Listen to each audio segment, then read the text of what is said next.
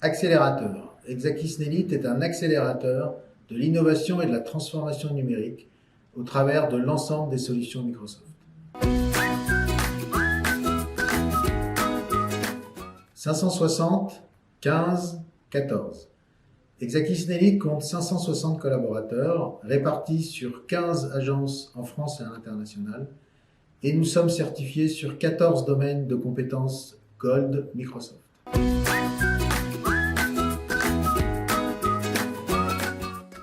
Numéro 1. Exacisnélite est le pure player Microsoft indépendant numéro 1 en France et au Maroc, avec l'ambition de se développer en Europe et en Afrique du Nord.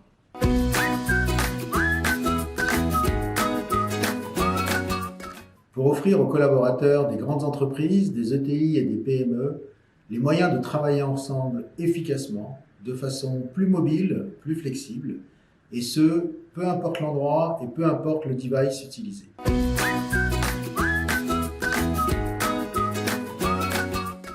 La crise actuelle a mis en avant l'importance du télétravail et a donc renforcé les besoins d'outils de collaboration performants et permettant de maintenir un lien opérationnel.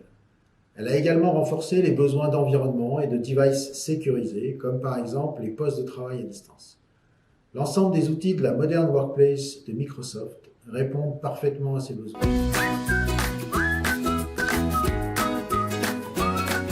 Faites appel aux experts d'Exactisnélite. Merci à tous de votre présence à cette session. L'objectif de cette session, c'est de vous parler un petit peu de l'expérience autour des métiers de terrain, aussi appelés first line worker, pour reprendre le vocabulaire qu'on retrouve chez Microsoft. Avec Exacisnélite, on a une approche particulière de ces populations qui ont des besoins et des contraintes un peu différentes. Et pour commencer, justement, l'objectif, c'est de voir un petit peu les problématiques spécifiques, en tout cas ce qu'on peut relever de ces populations qui sont un peu particulières par rapport à d'autres types de populations au sein de l'entreprise. Les premiers points qu'on peut constater, c'est que c'est souvent une population qui est plutôt déconnectée de par leurs actions sur leur terrain, qui ont beaucoup de processus ou d'activités opérationnelles et donc souvent manuelles. Ce qui rend parfois l'utilisation d'outils digitaux ou numériques un peu obsolète ou pas forcément adapté par rapport à leur contexte. Cette déconnexion à la fois digitale, elle est aussi un peu parfois humaine, avec un sentiment de ne pas totalement faire partie de l'organisation, de la culture de l'entreprise, avec ce sentiment d'être un petit peu à côté. Une utilisation pour le coup donc, très faible de tout ce qui est environnement digitaux, peu de connexion à tout ce qui est portail d'entreprise et autres, des outils donc pas forcément adaptés, et du coup une très très forte utilisation aussi du papier, que ce soit sur la communication avec beaucoup d'affichage, notamment dans les usines par exemple, dans les salles de pause, de repos. Et donc une communication plutôt descendante, mais qui n'est pas forcément totalement bien ciblée.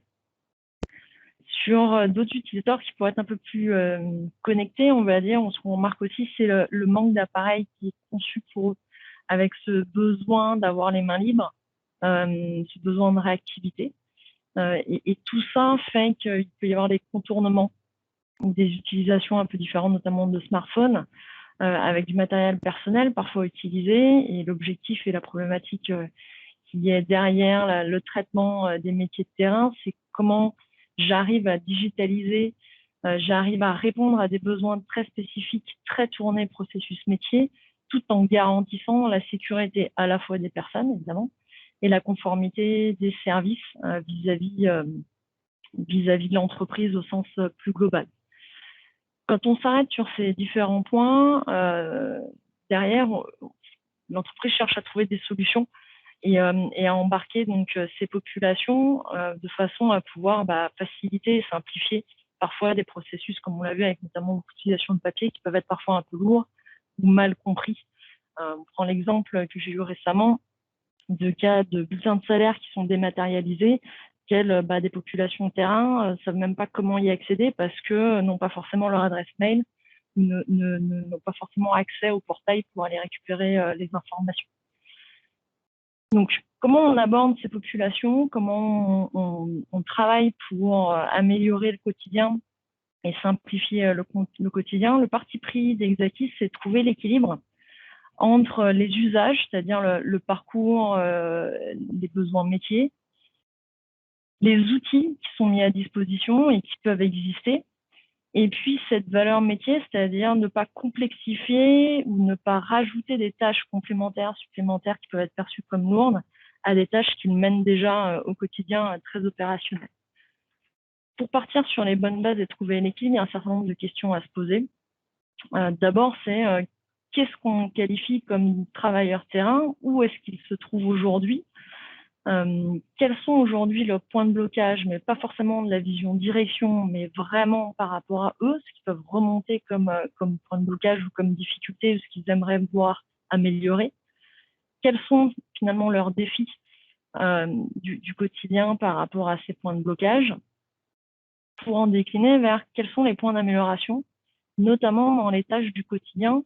On ne parle pas des tâches qui se présentent une fois tous les 6 mois ou une fois par trimestre, mais vraiment une tâche quotidienne qu'on pourrait améliorer. Ça conduit vers les questions supplémentaires, qui est où est-ce qu'on veut amener finalement ces populations, parce que l'idée n'est pas de les digitaliser à 100%, mais où est-ce qu'on veut les amener, comment on fait pour y arriver, comment on définit finalement aussi qu'est-ce que sera le succès, c'est-à-dire à quel moment on considérera qu'on aura atteint ce point d'arrivée. Et puis, point très important, quel est le critère ou quels sont les critères de satisfaction pour eux, c'est-à-dire à quel moment ils vont considérer que ça va les aider dans leur quotidien. Notre approche pour arriver à trouver cet équilibre, une fois qu'on s'est posé ces questions et qu'on a un peu une première vision, c'est de partir sur une approche itérative. L'idée, comme je le disais, c'est de pas tout révolutionner, pas tout changer, parce que ça pourrait faire un effet Big Bang qui serait déjà long à mener, avec en plus des changements importants, difficiles à gérer pour l'entreprise. Donc l'idée, c'est de partir sur un existant, de regarder aujourd'hui qu'est-ce qu'ils font dans leur journée, partir des retours des points de blocage et identifier finalement soit un processus, soit des actions, soit une façon de travailler qui pourrait être améliorée. L'étape suivante, c'est se projeter en brainstormant aussi avec eux, en les incluant dans cette réflexion sur comment ils pourraient gérer et améliorer ces opérations ou cette façon de faire demain. À partir de là, on va pouvoir travailler sur des outils, c'est-à-dire entre notre connaissance, nous, des environnements technologiques et la remontée de leurs problématiques et de leurs besoins, on va finalement définir une solution sur ce périmètre de ces actions ou de cette action ou de ce problème rencontré. On va un peu prototyper, c'est-à-dire configurer un petit peu les interfaces, proposer des solutions d'optimisation avec différents outils. Et puis, on va le tester sur ces populations, alors une partie ou une intégralité d'une usine ou d'îlot de machines, pour prendre cet exemple-là. Ça peut être dans le secteur de la santé avec des métiers ou une branche dans un domaine de la santé ou un hôpital, ou des actions commerciales pour des agences avec des personnes sur le terrain en agence. Et puis, on va tester et définir s'il y a des ajustements ou si effectivement ça répond bien à leurs besoins. Une fois qu'on aura pu tester, prototyper un peu tout ça, on va définir aussi ce que moi j'appelle le chemin, c'est-à-dire un cadre et un accompagnement pour comment on va pouvoir déployer cette solution, à la fois déployer en termes de solutions techniques, mais aussi déployer ces nouveaux usages, faire comprendre finalement cette nouvelle façon de faire et ces nouveaux outils, de façon à s'assurer que ces populations qu'on souhaite embarquer dans cette nouvelle façon de faire soient bien accompagnés, aient bien compris pourquoi on leur propose ça et se sentent assistés de bout en bout pour qu'il n'y ait pas de crainte de perte de productivité ou de perte de temps dans leurs actions au quotidien. Toute notre approche et toute notre vision chez Exactis, Elite, c'est à la fois d'apporter une réponse rapide sur un premier périmètre, puis un second, puis un troisième dans ces besoins, mais surtout d'axer toute la réflexion autour de l'expérience utilisateur. L'objectif, il est vraiment de dire on ne déploie pas une solution pour déployer une solution, mais il faut que cette solution elle soit adaptée en fonction du profil de l'utilisateur, en fonction de son contexte et en fonction de ses besoins, et puis qu'on l'accompagne dans sa prise en main, évidemment. Avec cette approche itérative de réflexion et de façon de dérouler ce type de projet, on s'appuie notamment sur les métiers de terrain, sur aujourd'hui des services et des solutions pour adresser un certain nombre de besoins. On a notamment donc, Microsoft Teams, qui est la plateforme dédiée pour la collaboration qu'on peut très bien connaître dans le monde de l'entreprise, notamment sur des professions qui sont, on va dire, plus de bureaux. Mais il y a une version qui existe et qui est retravaillée, qui est dédiée pour les métiers de terrain et qui intègre justement les problématiques dont je parlais en introduction. Et puis, couplé à cette partie Microsoft Teams, on va retrouver la Microsoft Power Platform, qui est un centre finalement de services qui va nous permettre de mettre en place assez rapidement des processus, des interfaces, de la numérisation de papier, par exemple, pour pouvoir répondre et venir compléter finalement cette utilisation. Pour vous donner quelques exemples, quand on parle d'appui de solutions, on va pouvoir s'appuyer et regarder sur ce fameux hub, une solution hub notamment basée sur Microsoft Teams, avec une version qui est simplifiée, comme je le disais, et qui est dédiée vraiment sur des problématiques de terrain.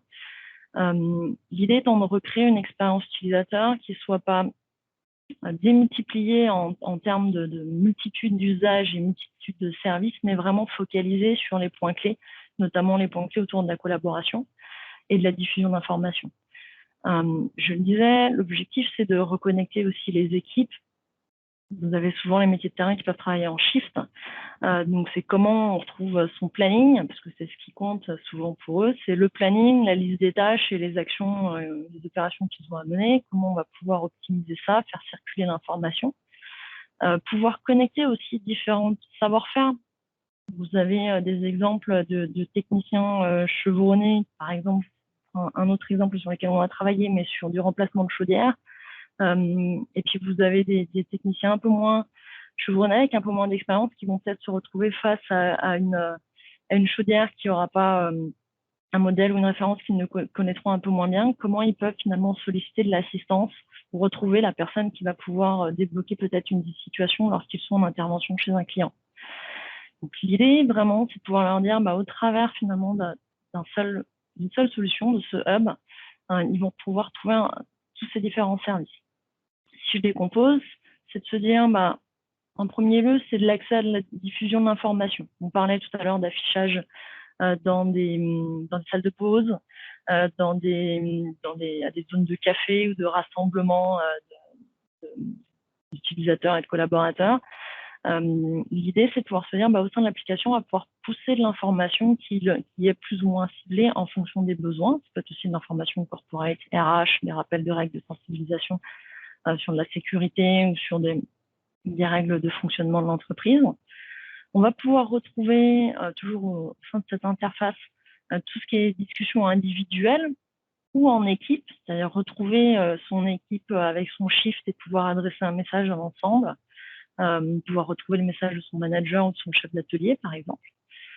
Pouvoir communiquer donc directement à son interlocuteur, mais communiquer à la fois évidemment par message texte, mais comme je vous le disais souvent, les mains et les actions sont opérationnelles, sont très souvent manuelles.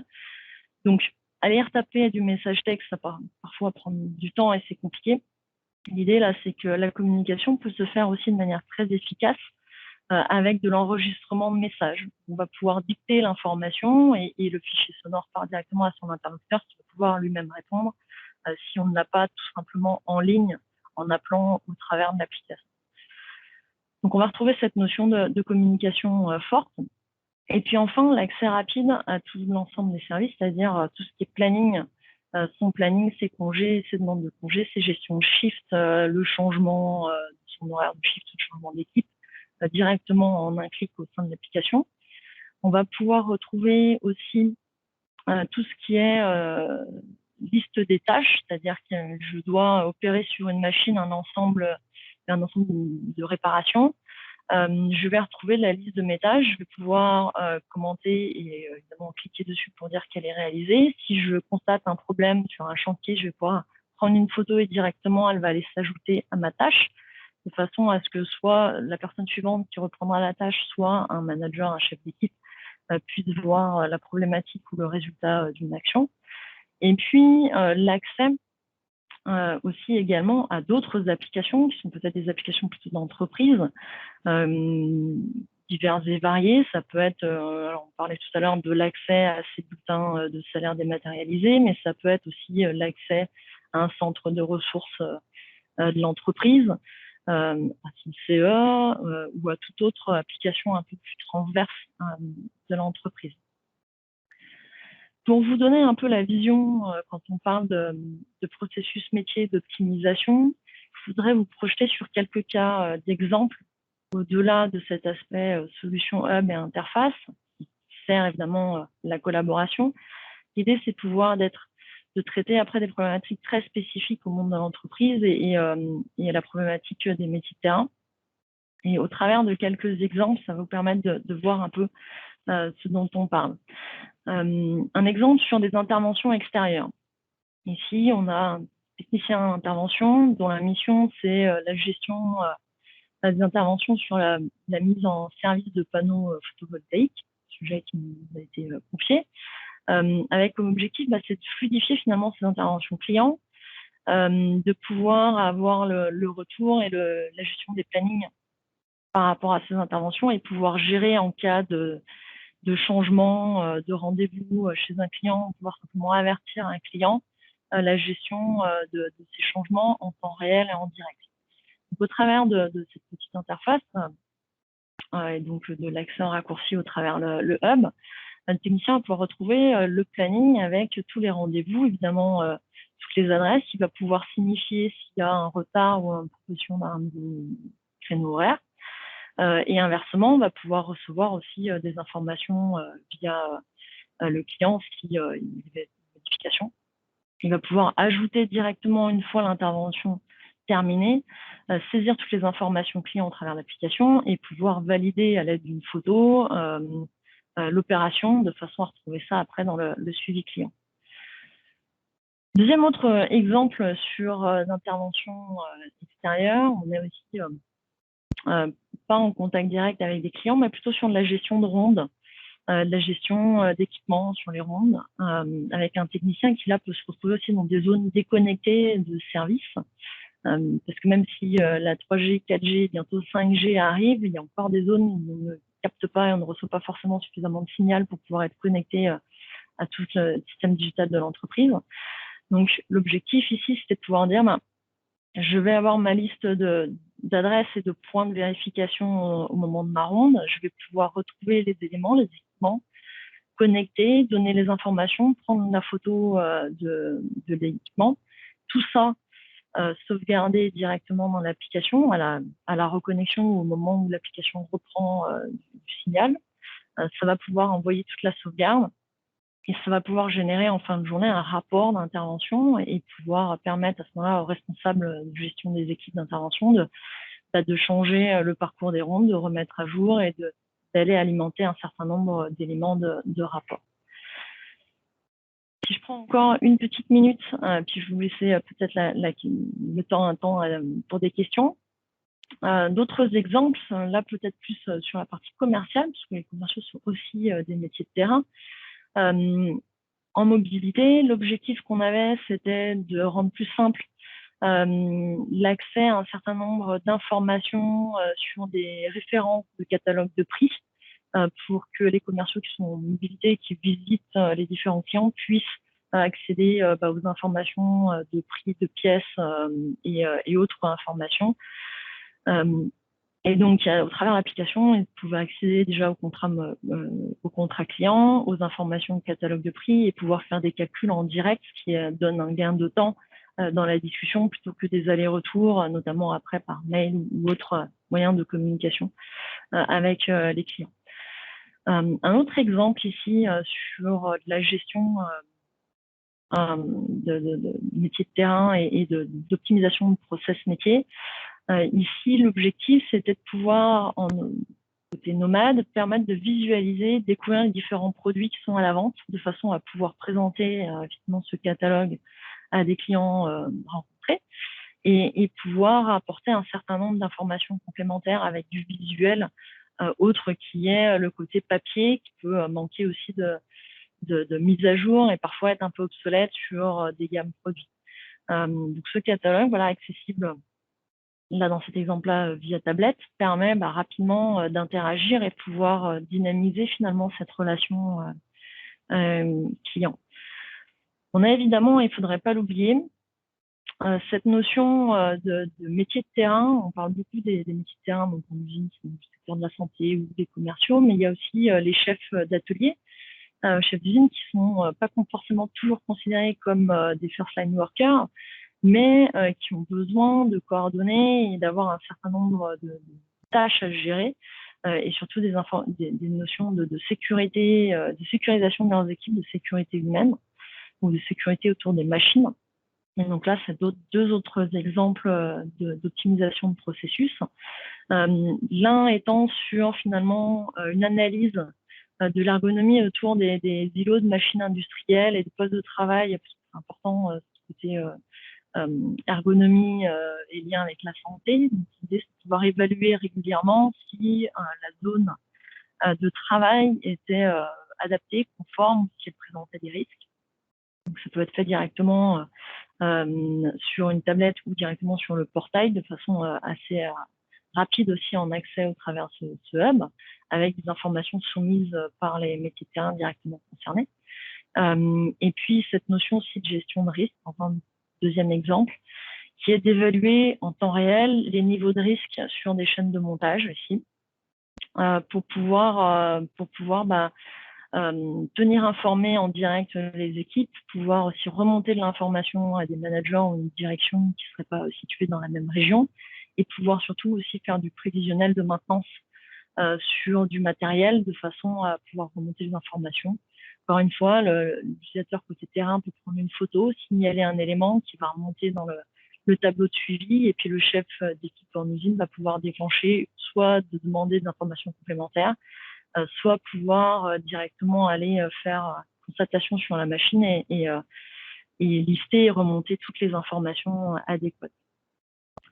Donc cette approche-là est vraiment de se dire, il y a deux axes. On a cet axe qui est de définir à la fois la notion de collaboration et renforcer cette notion de collaboration entre les équipes et entre les métiers de terrain, et de faire circuler le plus facilement et le plus efficacement possible des informations à la fois générales et très spécifiques, et puis de s'attaquer à des opérations plus liées directement avec le métier, pour essayer de faciliter, encore une fois, ces actions et ces tâches du quotidien, menées à la fois par les équipes sur le terrain, comme pour les managers ou les chefs d'équipe.